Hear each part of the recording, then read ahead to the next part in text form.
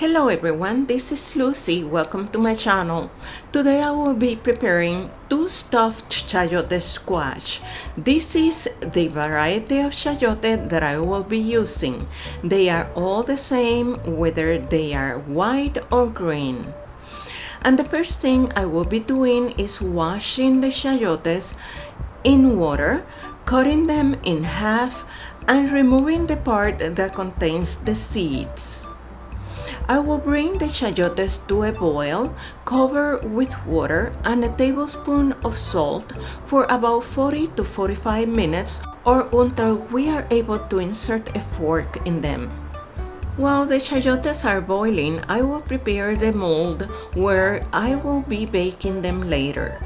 I prepare the baking mold with a little oil, or you can use the non-stick cooking spray. Once the chayotes are cooked, I drain them and remove part of the pulp, leaving about 1/4 of an inch from the edge. I saved the water where I boiled the chayotes in case I have to use it later, and mash the pulp to use it in the filling. In a very hot pan, over high heat, I pour 1 tablespoon of olive oil where I will saute a medium diced onion. Once the onion is translucent, I add a pound of ground pork. You can use the ground meat of your choice, either beef, turkey, chicken, or any other. I let the meat cook until it's no longer pink. Sprinkle a little salt. To the meat, I added half cup of sofrito.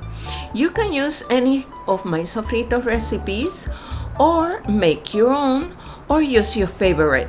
Add 2 tablespoons of tomato paste. And I have olives and capers, so I'm going to take advantage of them by adding 1 tablespoon of both. Add black ground pepper and a teaspoon of sweet paprika.